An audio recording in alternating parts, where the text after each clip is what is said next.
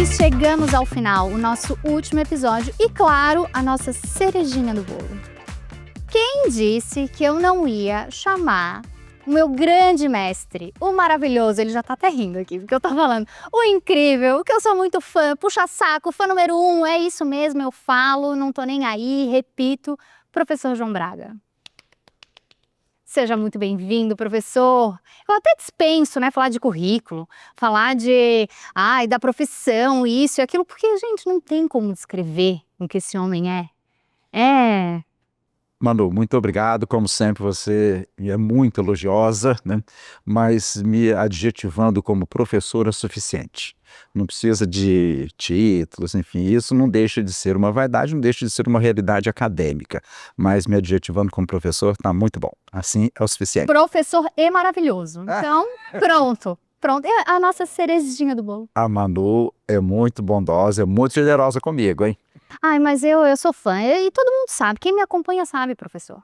Eu não nego, eu falo, eu conto, e eu prometo que eu não vou contar a história do livro. O professor escreveu o prefácio do meu segundo livro, eu não vou contar essa história, porque, né? Então adquiram o livro da Manu, não pelo meu prefácio, mas pelo conteúdo dos artigos dela. Mas é que o prefácio tá muito bom, gente. Ai, mas tudo bem. Vamos mudar de assunto. Professor, nosso último episódio, falei, repeti, a gente debateu aqui com grandes nomes sobre o que está acontecendo, essa viralização no TikTok, no Instagram, das fábricas na China. E do impacto na moda, no luxo, no consumo. E aí, como um grande historiador, como um professor maravilhoso, eu queria entender a sua percepção. O que está acontecendo no mercado? E essa relação com as fakes? Desde quando existe produtos falsificados? O que está acontecendo? Me ajuda a entender. Pois é, Manu, esses vídeos que estão aí circulando, né, eles estão de fato, como diriam os meus alunos jovens, causando, né? Enfim, mas é uma realidade contemporânea, sem dúvida alguma, mas no que diz respeito à historiografia das falsificações, elas sempre existiram. Sempre existiram, tá? Em diversas áreas, né? Falsificações de obras de arte, falsificações de objetos sagrados, enfim, falsificação do que quer que venha a ser de joias, né? Falsificação de textos, né? Enfim, a pessoa se apropria de um para dizer que era dele, né? Enfim, então na realidade isso sempre existiu, né? E parece que agora chegou a vez das bolsas, né? Que é o que está acontecendo, o que vemos aí nas redes sociais, né? Mas, no meu ponto de vista, tá, o que acontece? Tem inúmeras coisas, as coisas não são sozinhas, elas não são isoladas. Eu entendo dessa forma. Tem uma palavra que eu vou até falar aqui no princípio do nosso bate-papo, que eu gosto muito, seja para a moda, seja para o universo das artes, seja para o que for, né? Que é essa palavra chamada Zeitgeist, da filosofia alemão, que significa o ar dos tempos, o espírito de uma época. Então, vivemos a cada momento uma determinada realidade. Nem sempre é a mesma. A história não se repete, tá? Porque senão ela vira uma farsa. Ela vai acontecendo de acordo com a realidade de cada tempo. E agora é o tempo das bolsas, a essa altura da história. Mas por trás desta realidade, eu vejo questões de guerra econômica entre moedas que pesam no cenário mundial. Então, tem alguma coisa nesse sentido, tá? Agora, no cômputo geral, no meu entendimento, eu não sou dono de nenhuma verdade, em hipótese alguma, mas eu tenho o direito de ter uma opinião, né? Em função da minha idade, em função do que eu já li, em função do que eu pesquiso e assim por diante, né? Qualquer possibilidade da falsificação é um ato de má-fé. Enfim, é má-fé de quem faz e é má-fé de quem adquire, sabendo especialmente que aquilo não é um objeto original, tá? Seja a joia, seja a obra de arte, seja o que for, né? E agora é o momento aí das bolsas, né? Porque a bolsa ela tem um significativo valor, não só financeiro, tá? Mas ela tem um valor simbólico também para o universo feminino. E, consequentemente, né, se as determinadas marcas, né, que fazem esses determinados produtos, né, se sabem ou não disso, tá, mas vivem nessa realidade de um grande consumo desses objetos que têm um significativo valor, né? Então, dessa maneira, o que nós podemos entender, né? A falsificação não é honesta, isso é ilícito.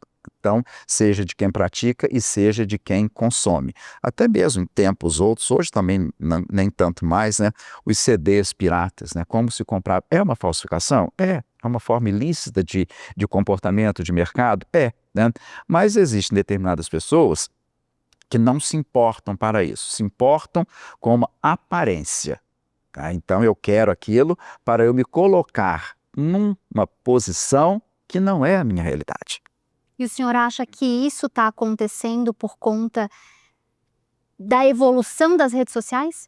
Com certeza há uma grande contribuição, tá? Porque as redes sociais, elas democratizaram muitas informações. Então, coisas que as pessoas não sabiam, por não ter acesso a um livro, ou por não quererem ler um livro, ou qualquer outra coisa, as redes sociais, todo mundo está com a informação na palma da mão o tempo todo.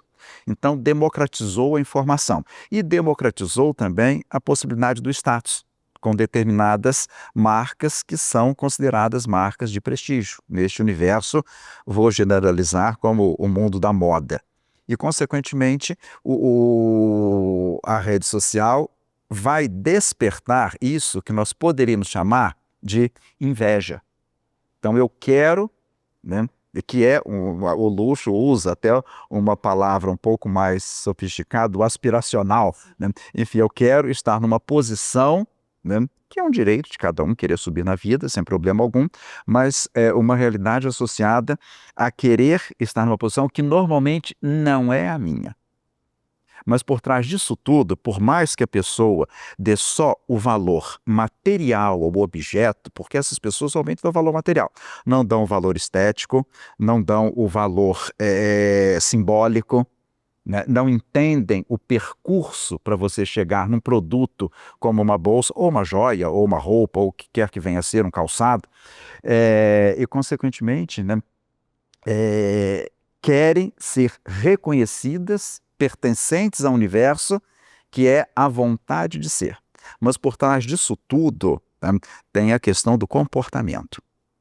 O comportamento não só no agir da compra de um falsificado, ou da compra de um original, ou o comportamento de uma postura que vai contra esta realidade do universo do luxo. Então, o luxo, ele tem determinadas premissas que o qualificam como tal. Enfim, premissas de beleza, de qualidade. Isso, de certa forma, é até inquestionável hoje em dia. Então, o luxo vai encontrar novas possibilidades de se fazer presente e se tornar uma realidade do luxo, né? Então, o luxo, normalmente, o senso comum entende como algo relacionado a Fausto, a opulência, a magnificência, a ostentação, né? Só que esse tipo de luxo já teve a sua realidade, mas o tempo passa e outras possibilidades vão acontecendo. E no nosso momento aqui contemporâneo, não é um momento da ostentação. Não é à toa que temos aí até a versão do quiet luxury, ou seja, um luxo discreto. Então, esse luxo Tipo eu hoje. silencioso, tipo você, não só hoje, você sempre, né? Né? Enfim, mas é uma realidade associada ao comportamento. Tá? Você, Manu, você sabe disso, você é uma pessoa que não só estuda, teoriza o universo do luxo, mas você pratica a realidade do luxo. Você tem isso no seu perfil, eu me lembro de você desde aluna, né? Enfim. Desde ano passado, professor. Lógico, ano passado. A gente está tentando evitar um pouco de datas aqui nesse podcast. Desde o ano passado, a essa altura, né? Enfim, então, dessa forma, você demonstra que você tem uma vivência da experimentação desse universo, né? O que não é a realidade da grande maioria das pessoas. Então, você, como que eu poderia dizer, né? Você sabe identificar o que é uma coisa e o que é outra. Tá? O teu olhar é treinado para tal. E a grande parte das pessoas não tem esse treino do olhar.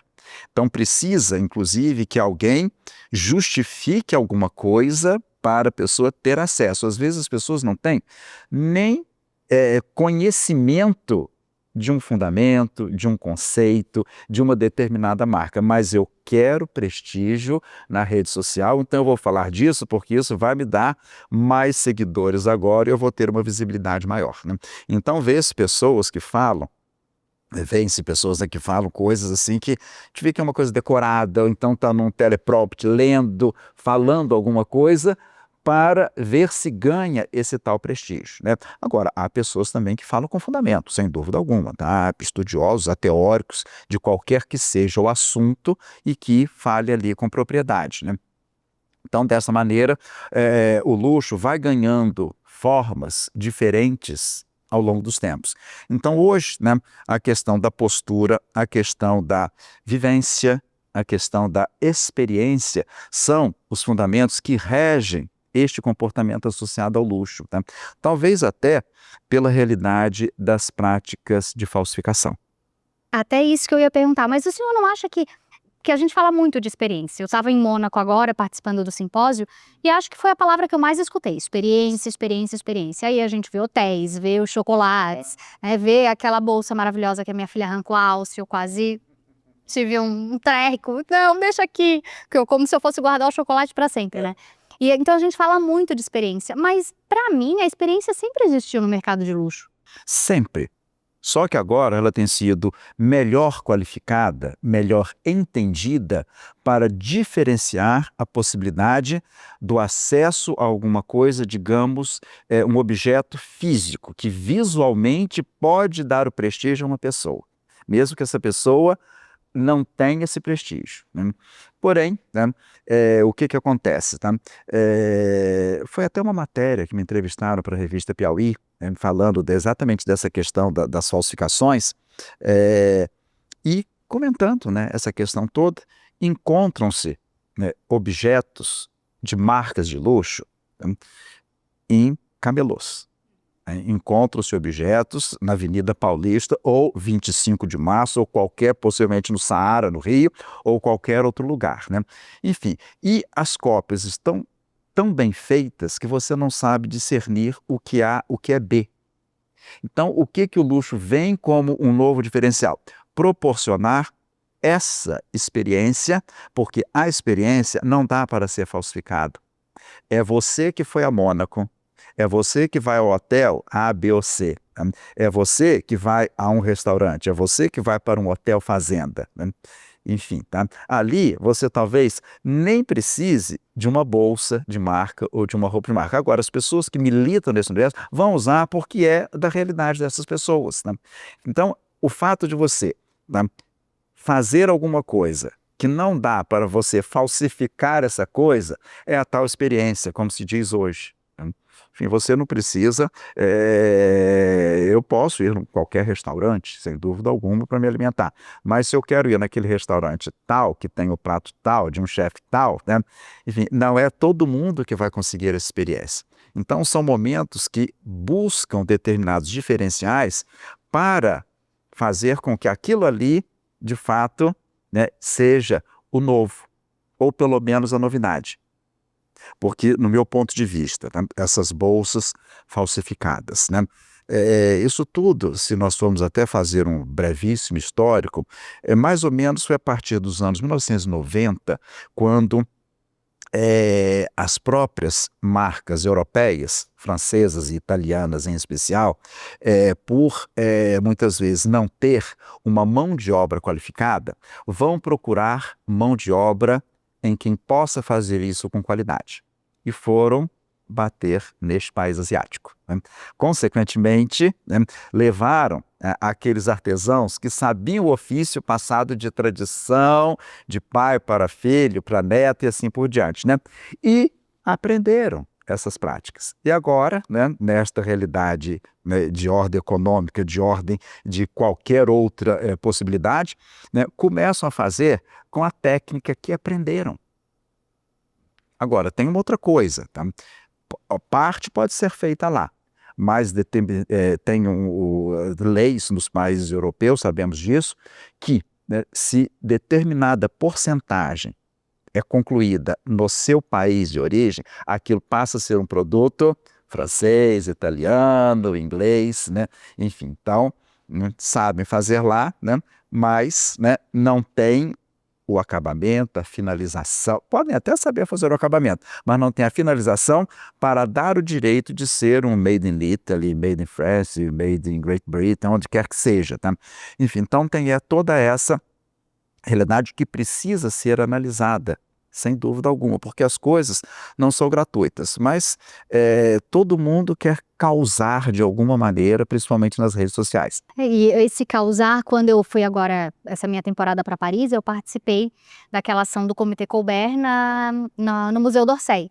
E aí tava lá, daquele espetáculo, e aí o artesão ali da Hermès fazendo o ponto, que é um ponto único, explicando que precisava de 18 meses de treinamento para daí conseguir fazer o ponto, para daí conseguir fazer a bolsa. E aí eu pousei no Brasil, explodiu os vídeos das fábricas na China. Aí eu fico pensando, né? Poxa, a gente tem um Comitê Colbert que valoriza o savoir-faire, que está ali para falar sobre isso, para permanecer isso vivo. E aí vem a China, mostra um outro lado. Como que o consumidor vai perceber isso? Como que ele vai sentir o que é luxo agora? A experiência, a vivência, né? O seu pertencimento a este universo, né? Que uma das premissas que caracteriza o universo do luxo é a questão da tradição. Seja quem fabrica e seja quem usufrui de produtos fabricados com essas características, né? Então é difícil para um olhar menos avisado, sem dúvida alguma, é muito difícil, né? E aí você tem o truque de enganar a quem não tem essa percepção, né? E vemos valores, aí né, professor? E Não, valores. lógico, o valor, né? Especialmente dessa palavra que eu acabei de citar, que é tradição, né? Por trás está tempo de permanência, tá? Um percurso, né, ali, tá, vivenciado. Então imagine, tá? Hoje nem falamos mais tanto de um valor atribuído. Precisa ser um valor reconhecido, um valor rastreável, onde você vai lá quem fez, onde fez, como fez, se houve um pagamento honesto a quem elaborou aquele artesão, se não houve, se houve um trabalho escravizado, se não houve. Então as pessoas, vejo que a própria realidade vai encontrando novas maneiras de criar um diferencial. Porque com relação a esses vídeos que circulam nas redes sociais, como vemos, eu só vi um que foi uma espécie de resposta, sem palavras. Um vídeo lindo na fabricação de uma bolsa em tom azul turquesa, com couro, talvez seja um crocô, né? Não havia uma palavra, um nada, né? A resposta é um quiet luxury. Né? Sem dúvida alguma, né? Porque se você entra numa linha de combate, se você entra numa discussão, normalmente é isso que as pessoas querem. Então a resposta precisa ser de uma maneira que você se posicione de uma forma superior a quem está falando. Então vemos um vídeo como esse, tá? Um funcionário com um guarda-pó específico, tá, para trabalhar, e vemos um vídeo, né, desses que circularam, né, as pessoas com uma quantidade de bolsas numa prateleira, num estante, vê-se que tem, e a pessoa convidando, né, venha comprar aqui que é muito mais barato. Ali o valor é só o valor material. Tá? Não tem o valor simbólico, não tem o valor da tradição, não tem o valor, né, de um reconhecimento de um trabalho manual. Agora, no meu ponto de vista, eu lido muito mais com o passado do que com o futuro, por eu lidar com a história. Mas, no meu ponto de vista, essas casas do luxo que sofrem essa possibilidade da falsificação, que normalmente é uma postura que eles acabam tendo, eles vão criar um produto mais luxuoso ainda e mais caro para continuar tendo diferencial e a vontade de você chegar lá, essa vontade do aspiracional. Porque a falsificação sempre existiu. Sempre existiu. O luxo sempre brigou com a falsificação. Sim, sempre, né? Isso, tá? Como eu citei, qualquer que seja uma realidade material, da cultura material, as falsificações sempre existiram na perfumaria, como tem falsificação, né? Um perfume de uma grande casa, muitas vezes tem o quê? 70, 80 componentes para ter o segredo daquela fragrância, né? né, encontram-se fragrâncias, né, que tem 2 componentes que lembram aquele cheirinho, mas que você sair daqui, chegar no elevador, já esvaiu, já acabou, né?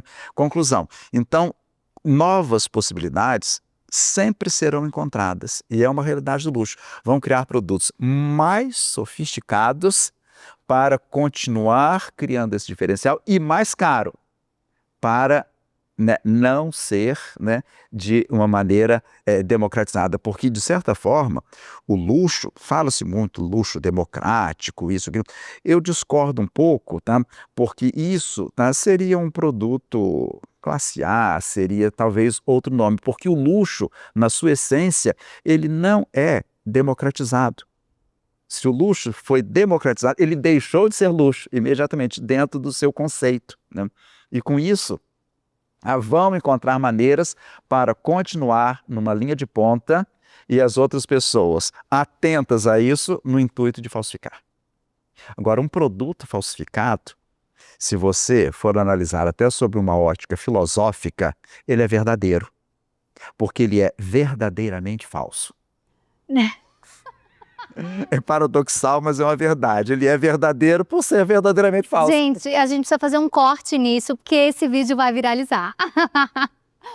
Ai, mas é muito interessante, muito importante que a gente entenda essa questão da falsificação, né? Pensando que o tempo inteiro o mercado também está sendo estimulado. Porque às vezes eu fico analisando as falsificações, analisando esses vídeos, e o que eu vejo do mercado de luxo, e a Mari ainda falou uma frase dela que está patenteada, nós patenteamos aqui no podcast, que o luxo sussurra. E é isso, o luxo sussurra, ele tá ali, quietinho, ele tá fazendo as ações dele. E no final das contas a minha sensação é que ele estimula, a falsificação estimula. Porque o tempo inteiro ele tem que estar trazendo coisas novas, o tempo inteiro ele tem que estar trazendo novidade.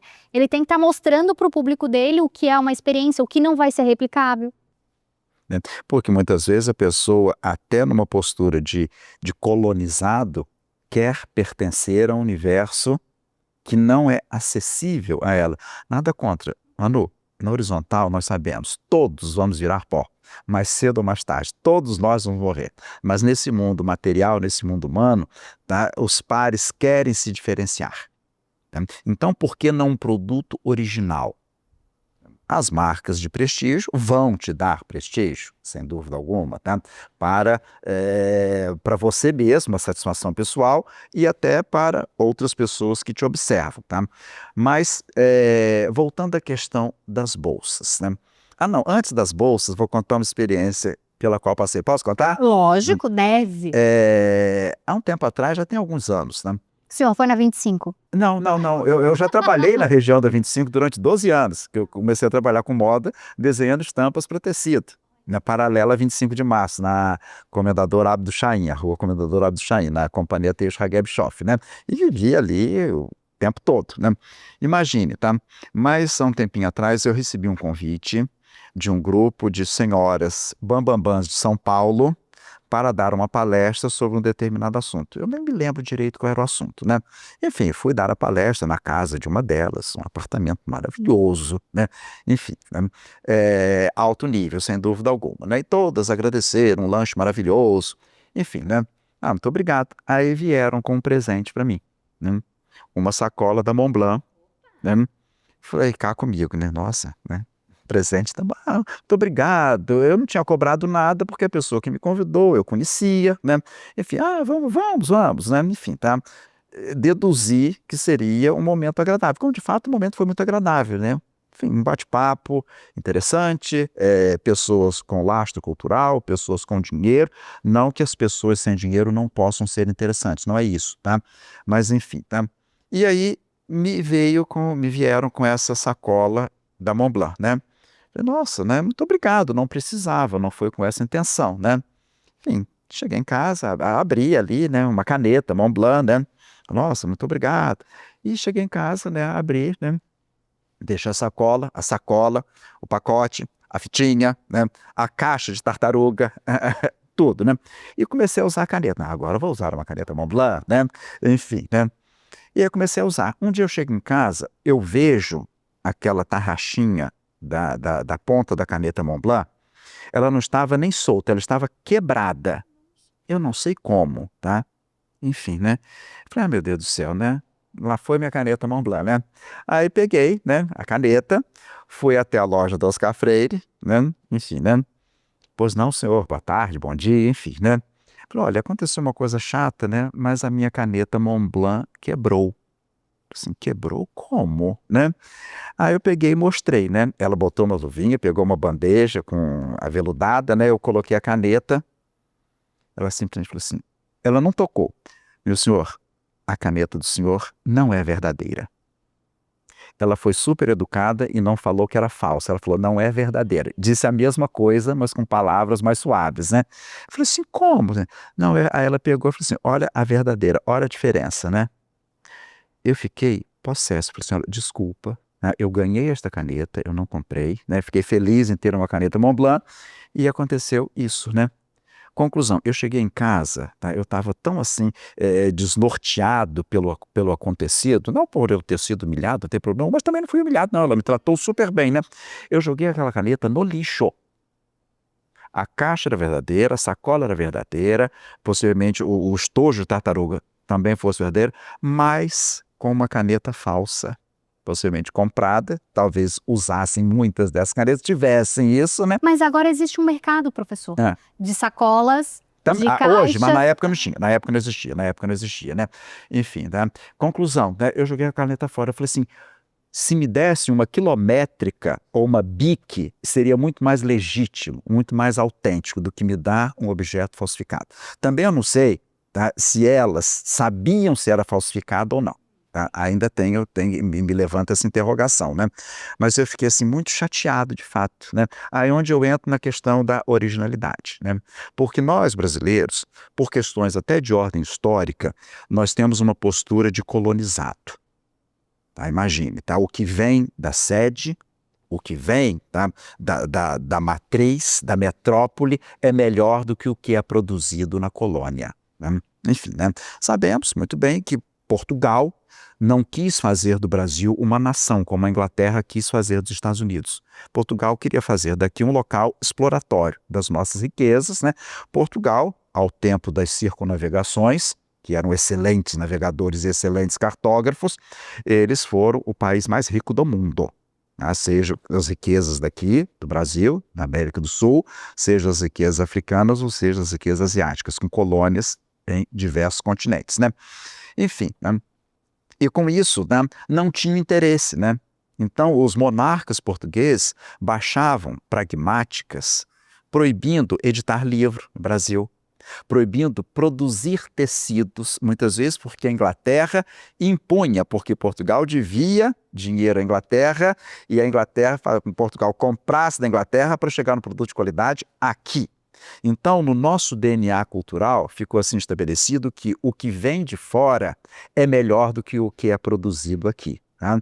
E isso, de certa forma, especialmente a partir dos anos 1980, começou a ser diluído com a valorização e, mais especificamente, nos anos 1990, quando o Brasil foi aberto às importações e, consequentemente, chegaram tecidos, chegaram confeccionados, chegou o celular, chegou o carro importado, chegaram objetos diversos, né? Então, começou também os fabricantes nacionais a valorizar aquilo que era produzido aqui. Tá? Não é à toa que o meu livro, com o Luiz André do Prado, História da Moda, uma narrativa, eu fiz questão que tivesse um subtítulo, das influências às autorreferências. Então, começamos a buscar as nossas próprias referências, né? E com isso, tá? Ficou gravado no nosso DNA essa realidade. Apesar, repito, ou concluindo o pensamento, que está bem diluído, tá? De 30, 35 anos para cá, a coisa já valorizamos realidades nacionais, sem dúvida alguma. Tá? E com isso, tá? Imagine, tá? Eu me lembro de uma frase, tá? De Carmen Marinck-Weiga, enfim, né? Carmen Terezinha Solbiati, do interior de São Paulo, que foi concorrer ao título de Miss Elegante Bangu, no Rio de Janeiro, não ganhou, mas casou-se com o Marinck-Weiga, da Rádio Marinck-Weiga, tornou-se aí a mulher mais elegante e mais bem vestida do Brasil ao seu tempo. Enfim, né? E ela falando, né, determinadas coisas, né? Não que ela não usasse marcas estrangeiras, com certeza usava, a gente sabe, né? Mas ela dizia assim, que o chique da brasileira tá? É a bolsa de palha. E eu concordo com ela, ainda hoje. Tá? E trago um exemplo aqui da marca Serpui. Fazem coisas lindas de palha, porque tem a questão da originalidade dos nossos nativos. O indígena, né, fazia os samburás, essas bolsas de palha, né, seja para colocar o peixe, seja para colocar o que for, né, enfim. Então, tem uma autenticidade de originalidade, uma autenticidade de um produto com cara de Brasil incrível, né? Imagine, tá? Então, a Serpui hoje, tá, tem coisas maravilhosas com formato de animal, formato de fruta, né? Então, mas o brasileiro ou a brasileira quer uma bolsa de marca internacional, porque possivelmente vai dar mais prestígio do que usar uma coisa que tem uma legitimidade de cultura de produto E nacional. aí no final acaba comprando a fake por um valor X, E mesmo a fake ainda é cara. que é cara, Mesmo a fake ainda é podendo cara. comprar algo que é nosso. Né? Agora, entendendo o contexto histórico, a gente começa a entender mais o porquê desse consumo. Mas eu também acho que a gente está caminhando por um lado onde a gente está valorizando cada vez mais o que é nosso. Sem dúvida, sem As dúvida. nossas modas locais, e vejo isso no mundo inteiro, professor. Então, quando eu vou para a França, eu vejo as meninas novas, nessa nova geração, com marcas muito locais. E não marcas, que Louis Vuitton é uma marca local, né? Mas as marcas pequenas, aquelas que têm uma mini produção, que é feita daquele jeito, como a gente tem aqui também, como tem em diversos países, né? Isso é muito interessante, essa valorização. Isso não deixa de ser um luxo. Não deixa de ser, isso é uma prática dos valores relacionados ao universo do luxo, né? Uma marca que o francês super prestigia, que não é do universo do luxo, é a Lacoste.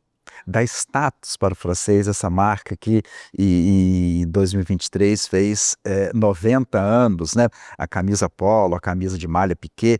Então, para eles é uma satisfação usar um produto Lacoste, mesmo não sendo um produto de luxo, né?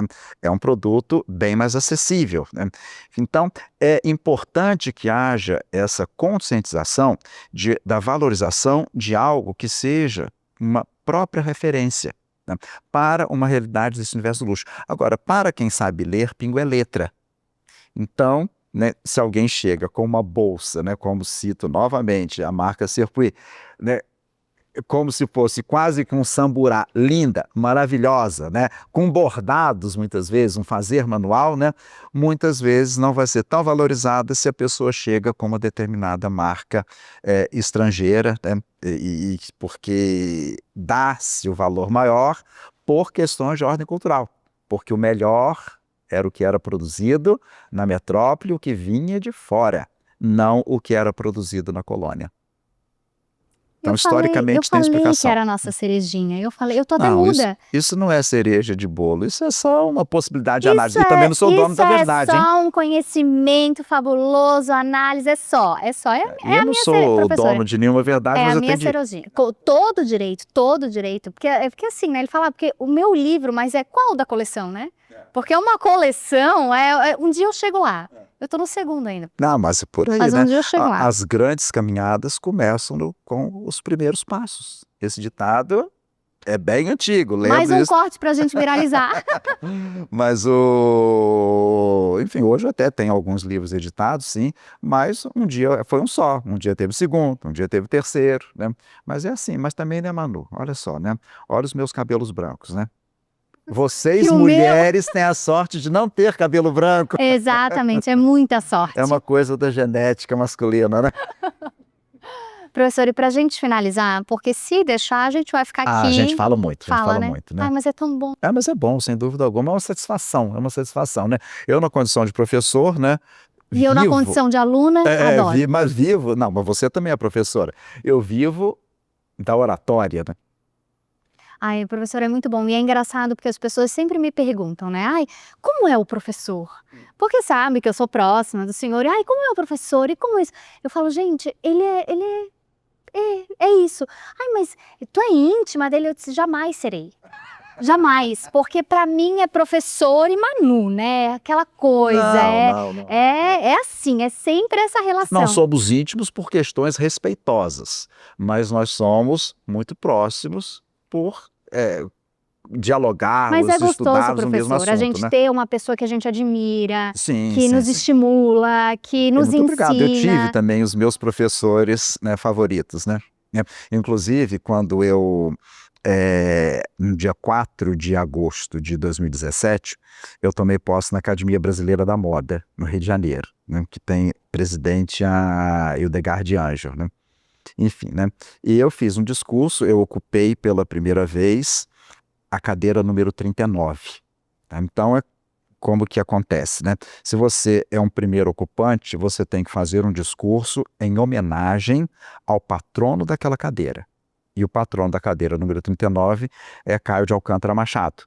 E que quem criou as feiras industriais no Brasil, FENIT, FENATEC, isso FENIT em 58, enfim, né? E eu fiz o discurso, né?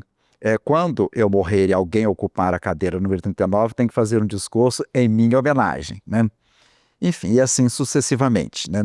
Como na Academia Brasileira de Letras, como nas outras academias, né? E dessa forma, tá?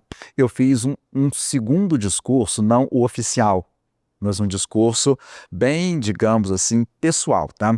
Eu fiz um discurso que eu não dei nome de discurso, que eu dei nome de pronunciamento, porque o pronunciamento inteirinho, que eu contava a minha vida com todas as palavras escritas com a letra P. Todas. Eu vou, né, do princípio ao fim, todas, né? E isso se chama aliteração, é uma forma literária de produção. Se você escreve com palavras sem a letra A, se você escreve com todas as palavras que terminam em ão, ou com todas as palavras que começam com uma determinada, mas precisa ter uma lógica, né? Senão eu posso colocar uma sucessão de palavras, abrir um dicionário, né, e pegar as palavras. Enfim, então, por que eu escolhi a letra P? P de professor. Então, eu conto a minha história, né? Eu até editei um livro, você não tem esse livro, né? A cadeira número 39, tá? Se você não tiver, eu vou te dar. Eu editei um Será? Ah, eu livro, devo ter, professor. enfim, né? Mas ele também é um livro diminuto, um tamanho pequenininho, né? Foi até no lançamento, foi comercializado, mas não chegou às livrarias, né? E com isso, eu tenho ali os discursos pronunciados naquela noite, tenho o meu pronunciamento P, né? Não era nem do P, era pronunciamento P, né? Termino com uma prece, né? Enfim, e eu editei esse livro, né, com esse discurso, e o seguinte, eu explicando, porque se eu falo, para a professora preferida, aí eu explico quem era a minha professora preferida, né? Para padrinho, aí eu explico quem era meu pai. Para pai, eu explico, vou dando os nomes, né? Mas o discurso tem uma lógica do princípio ao fim. Foi roubado o papel, né? Eu quero, não, é meu, aí depois eu consegui rever, é meu, ninguém vai roubar meu discurso, meu pronunciamento, né? Enfim, foi até interessante, né? Também roubaram de brincadeira, tá? Eu sei disso. A pessoa me devolveria, né? Uma grande amiga, né? Mas aí depois eu editei e está aí, né? Mas professor, eu acho que é muito. Você se me tem como repetindo as suas palavras, eu agradeço, fico muito honrado. E cada um de nós tem, né? Porque é a única profissão que forma todas as outras profissões. É. Não, isso é. Para qualquer profissão que você queira ser ou que você queira ter, você tem que ter aprendido com alguém. E esse alguém é quem professa, é o seu professor, né? E é muito bonito, É muito né, bonito, professor? né? No Japão, né, o imperador japonês, ele só cumprimenta de mão professores. Nenhuma outra pessoa, tá? Pode ser professor primário, como pode ser um professor de pós-doc. Ele só cumprimenta professores, né? E certa vez eu falando isso, uma aluna coreana, né, me disse, né, que na Coreia, né, é completamente desrespeitoso você pisar na sombra do seu professor.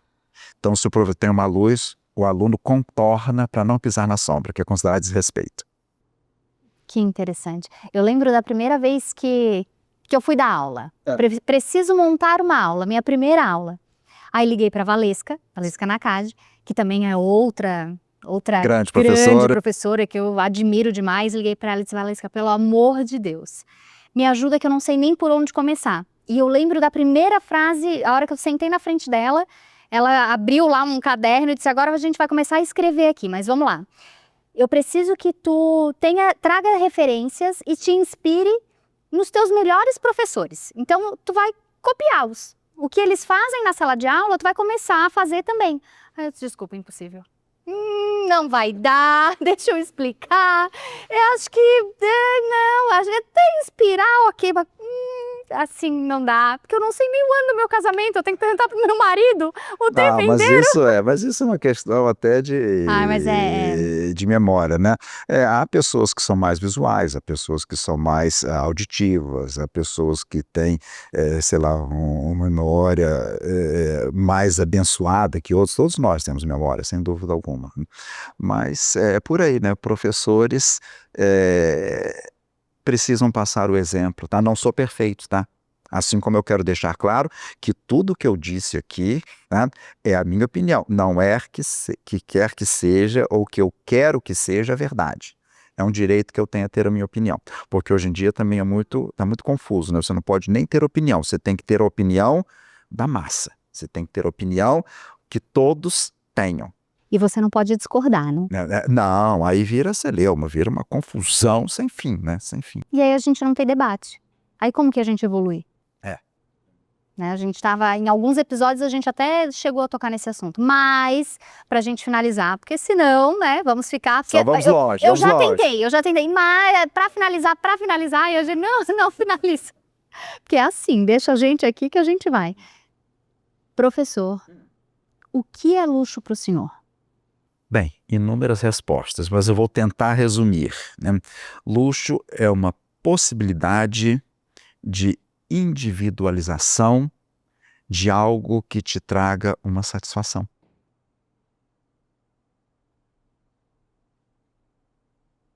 Seja o que for, né? Meu Deus! Seja o que for, né? A leitura de um livro, uma prática religiosa, o consumo de um objeto de valor financeiro, né? Enfim, então é algo que individualize essa sua satisfação. Incrível. Obrigada, professor. Eu que agradeço. Obrigada pela aula, obrigada pela troca, obrigada por ser essa inspiração para todos nós. Muito obrigado. Obrigado a vocês que estão aqui conosco assistindo. Gente, acabamos essa temporada. Não fiquem chateados, não chorem porque acabou, porque olha quem eu trouxe pra gente finalizar, né? Foi aqui um sucesso, a nossa cerejinha do bolo mesmo. E até a próxima temporada. Beijo!